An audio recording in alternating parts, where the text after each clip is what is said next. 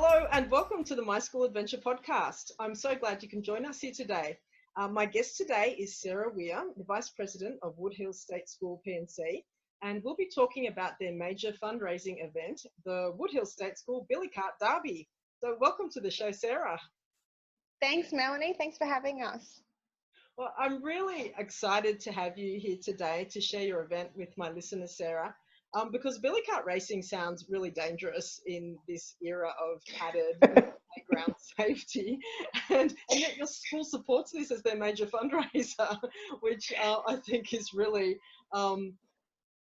exciting and yet strange at the same time, because most principals that I know would just flatly say no to something that sounds so in quotes dangerous. Not putting, I'm sure you have all the safety covered as well, but it's just safety. That puts people off. So I'd like to talk today to flesh out what is behind the Derby and how you run it. So other schools can learn how they could either do an event like this or something, in the same kind of danger vein. And gain confidence in doing it. So doing an event that's different and frankly, something that most principals would say no to, how to get them to go from no to go. So, and why different can be so very, very good. So just quickly, can you just put us in the picture of your school, how big it is and where you're located, so we get to know you? Yeah, so Woodhill State School is in a semi-rural area still. We've only got about 236 students at the moment, and we're about 50 k's south of Brisbane CBD along the Mount Lindesay Highway. So I think it's lovely that being such a small school still, we've got something that's like the Derby that's so ingrained into the culture here at the school. It's just part of being a Woodhill State School family member, is that you have a go at the Derby, and that's one of the fun things about being at the school. And how long have you been running it, and what actually is a billy cart for anyone who doesn't know? So this is year 28 of the Derby. I've been involved now for the last 4 years. So a traditional billy cart was an open cart that was pulled by a goat. So we don't have that anymore. We have a range of traditional carts, so they're just basic 4 wheels on a plank of wood with a seat, a steering wheel, a brake, and some safety stuff that we make sure that all the carts have before they go down the hill. And we have a very big hill that the kids start at the top at, and they race down. And that's, a bit like go-karting, but without the motor. And do you do this at school, or is it held somewhere else? No, it's held on our school grounds. Oh, wow. Okay. So that actually changes my questions a lot, because I thought you had possibly somewhere else. So it's held on our school grounds. Yeah, the school will be taking liability for it, I suppose, since it's on if something goes wrong. No, but all liability is held with the PNC. Right. So because it's a PNC run event. And do you have to have special insurance for that? We do. So we have to do proper risk assessments, and we just take out an extra policy with PNC Queensland for the day of the event. Oh, okay. But within that, we have to make sure that all of, say, our rides provider, they have all their own insurances for their rides. Everything's registered. We have all their engineering certificates. All our market stall holders have their own public liability insurance to cover everybody's base. Otherwise, it does become a bit difficult. But thankfully, PNC Queensland is still happy to insure us for such a great event. I think that's fantastic. Very accommodating. Actually, I jumped a bit ahead with my question. So what I should have asked, could you give us a brief overview of, what happens for the whole day and or the times actually as well? And I understand this, it's not just the billy cart, so you have rides, and just let us know what happens. Yeah, so traditionally it was a morning run event. We'd kick off at about 8 o'clock. This year we're changing things up a little bit and not starting till midday. So we'll have market stall holders that are doing markets. We've got food truck vendors, we're having a licensed bar area this year, which is a little bit exciting, which will be in a prime viewing spot where they can watch all the racing. And then at the end of the day, we'll have a fireworks display. So, you know, changing it up after 27 years of same time, same place. Wow, fireworks, cool. Yeah. And what happens with the billy cart races? Can you run us through a kind of typical race event? So the racing starts off so the first thing that happens is that all carts are scrutineered. We have 2 main track officials who do all the scrutineering of the carts. I've sent you a copy of the specs, the cart specs that we have to stick to. For any carts that don't meet those specifications, they're not allowed to race. That's how we can still run the event, is that we're pretty stringent on those safety things. So the carts get scrutineered, the entry forms are filled in, parents sign their children's life away saying that they take all responsibility if there's any injuries. And then the races start off, and we do them in age group and by type of cart, rather than, it used to be by boy and girl, like you used to have boys races and girls races, but we've kind of figured that it doesn't matter. Like, everybody is the same when it comes to this. It was more about safety of the students. So the old school traditional carts that are very basic, lightweight, 4 wheels, a chair, a child with a helmet, down you go. They go in a category of their own, and then there's the bigger, heavier carts where kids are probably more enclosed in them. They race on their own, in their own category. Otherwise, we end up with kids falling off carts and heavy carts, running them over, and all those things. Yeah. So, and then it all depends on how many entrants we have for the day. There'll be time trials, and, you know, the 3 fastest in each age group goes into the final, and they have a big race down the hill, and then we have what's called King of the Hill. So, you know, the fastest cart at the end of the day, no matter how old you are, goes down the hill, and you win the main trophy for the day. Awesome. So that sounds so exciting. I wish we lived near you, because we'd be coming up on the weekend. Fortunately, I'm in Sydney, so it's too far, but just a little bit. Oh, well, my kids would love it. They would just love this so much. They're really into going fast on anything. Yeah. So just a little bit more detail. How many kids are in a race, and how many races would you have across the afternoon? I think from memory, I'm usually kind of running around doing other things. I think they have between 4 and 6 carts per race, because the track itself isn't very wide, and we like to keep it as safe as possible. And then it really does depend on how many entrants we get on the day. Some years we've had 50, some years we've only had 30. So it really does depend on the turnout on the day, on how many races there are. But we'll throw some, if we're short on carts, we'll throw some fun races in there.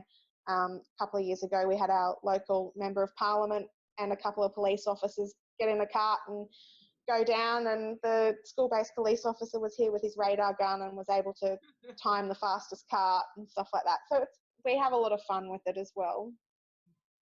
Oh no, you just put me off the question. I was going to ask, yes, do kids make their own carts, or do you have like a school supply? We encourage families to make the carts with their kids. We have done this year, for the first time, our track coordinator, Peter, has actually put a lot of time and effort into making 4 very solid, sturdy, safe carts for kids whose families don't have time, or they've travelled a distance, say they fly up from Sydney, and you can come and hire a cart to use for the day. So we're hoping that way kids that want to give it a go, before mum and dad go into the effort of making a cart, they can have a go, and then hopefully next year they'll show up with their own fancy cart and have a race. I've had a look on Facebook too. Some of them are very sleek looking that I saw like little bits of video. So it's not just your plain old one, which you said you could use, but some of them are really exciting looking. I think the dads take a lot of pride in their handiwork and like to dress the carts up. And we do have a best dressed cart award on the day as well. Okay, so apart from the billy cart races, what's on the other side of the field? Market stalls. We have the market stalls. We try to have another main attraction. We've had monster trucks 2 years in a row, which was a bit of fun. The kids can zoom around the oval on the back of a monster truck, which was lots of fun. And then we have the carnival rides as well, and face painting and petting zoos and raffle tickets and all that fun stuff. So you're probably a little bit too young to have been there at the initial meeting 28 years ago. Yeah. I'm just wondering really how the school managed to get a principal to agree to this, and it's not the same principal probably either. So how It's you not keep the same principal to get them? I'm just gobsmacked that it's possible. I think we are very strict in our safety. The scrutineering is very strict on the morning. If your cart doesn't pass the scrutineering, you can't race. We've had to change the cart specifications over the years to meet new legal requirements for safety. So they now have to have roll bars on them or neck braces, so that if kids do roll, it's the bar on the cart that is taking the impact and not their heads. We have indemnity forms that have been done up by solicitors. The cart specs are looked over by solicitors. So we just make sure that we make it as safe as possible to do something that's fun and dangerous. And it's just, I think it's just part of being Woodhill. It's, we'll, for as long as we can, we'll make sure that kids can race down the hill in a billy cart. It looks like a great source of pride for you as well, just looking at your face as you're talking about it. I think that's wonderful to have something like that. So so this is your major school fundraiser for the year? It is indeed. Yeah. Can I ask approximately how much does it raise for you? And if you could just generally break down the profit? Would that be okay? I can't, I've looked into that before we sat down and chat. A profit breakdown is a bit tricky to do, but anywhere between say $6,000 and $12,000 in profit we can make on a good year. There have been years where we've had rain, they call an election, things like that influence, the turnout on the day. But, that's why we've kind of changed the set out and the layout and the timing this year to try and draw in other people. And before we set the date, we have to really sit down and look at what else is happening in the local area around that time of month, so that we're not, we don't conflict with anything else that's on. And do you have, how big an intake of participants do you have? Like, is it just people from your school, or do you think they... No. We have people come from far and wide. They come from down the Gold Coast. We've got people that come from Deception Bay, which is on the north side of town, out at Ipswich. I think one family posted on the Facebook page last year that it's like 130 kilometres they've driven to come for the day to race down the hill. So, it's a nice event, and we can advertise it as a bit of a day in the countryside still, because the paddock next door still has cows and, there's horses across the road and stuff like that. So we do have that small country school feel still. Oh, I think it'd be a fantastic day out. Now my next question. Oh, yes. Do you integrate billy cart racing or the building into your school's STEM education? And if you do, how do you do it? And how do the kids and teachers perceive it? I'm presuming they'd love it. We don't, and I think that's what keeps it separate from being a school event and a P&C event, which means that we carry the liability and not the school. So we have to be really careful in the way that we separate the two. So at this stage, we don't integrate it into the school STEM program. Okay.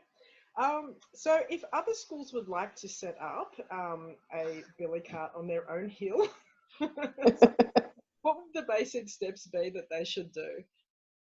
Hire a solicitor, have indemnity forms done up, make sure that you cover all your bases for safety. So at the bottom of our hill, we get a truck and dog of soft sand that gets put into a big barrier for the kids to race down. We also have to spend about $500 on the day on having fully qualified first aid people here, because we have had bone breaks and concussions and stuff like that. And make sure that you've got a good, strong team of dedicated people organising it, because it does take a lot of work. How many people do you have? Everybody in school pretty much hands-on for the day? No, we have a team of 5 that does the main legwork for it, and then we engage as many helpers as we can on the day and offer a bit of an incentive for people, for other families to come and help. So we'll offer discounts on ride armbands and stuff like that if you come and volunteer for the day. Yeah. And so, what about mistakes that you could avoid with experience? keep it simple. Keep it as simple as possible, and break it down into different areas and start organising early. So pretty much 2 weeks after we round up from this year's Billy Cart Derby, we'll set a date for next year and start thinking about where we need to start, what went wrong, what we can change, were there any accidents, do we need to change our cart specs. Give yourself a good amount of time to organise it, because it's not easy. Thank you very much. If you have anything else to add, please say so now. Otherwise, if listeners would like to come up and be at the Derby, which is on Saturday, the 25th of May, 2019, just in case you're listening. Yep. Would you like to let us know where it is, how they can get there, your website, contact details? Yeah, so we don't have a website. We're purely on Facebook. So it's the Woodhill State School Billy Cart Derby Facebook page. The school itself is located on the Mount Lindesay Highway, 6027 to be exact. So we're about 50 k's south of Brisbane CBD.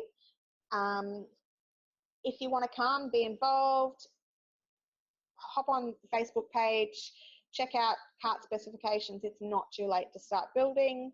If you just want to have a go before you build a cart, we've got carts for hire, and our ride armband pre-purchase is open to the general public as well. So if you want to pre-purchase a ride armband at a discount price, send me a message on the Facebook page and I'll organise it, and there'll be a band here waiting for your kids on the day so that they can have some fun and while you watch some racing. Thank you. And if you want to give a shout out to your major sponsors as well. Okay, so we have quite a few this year. They're on the poster behind me and they're all listed on our Facebook page. We're very lucky to have the support of lots of local businesses. So Chempro, Chemist and Jimboomba. VB Designs is one of our family members. They do all our marketing and posters and stuff for us. Fairfax Media in the way of the Jimboomba Times and the Beaudesert Times. They do an advertising package for us at a discounted price.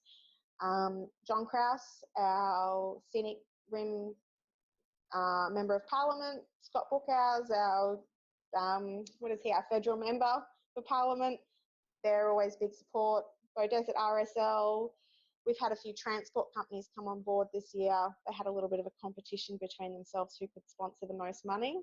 So we've got Carter's Transport, Gecko Transport, Bondwoods Transport, and there's heaps more. And they're all advertised on our Facebook page. That's great local support. Yeah, that's really it is. It's fantastic to see such a wide range of local businesses jump on board. We've got barrier reef pools, budget screens and blinds from all different types of businesses happy to support the Derby on the day. Oh, that's great. Well, thank you very much, Sarah. And I wish you all the best for the Derby Day. Thanks, Melanie. Maybe one day you guys can make the trek up to Brisbane and come out and have a go. We would love to. We'll try. Okay. Bye. Thanks, Mel. Bye.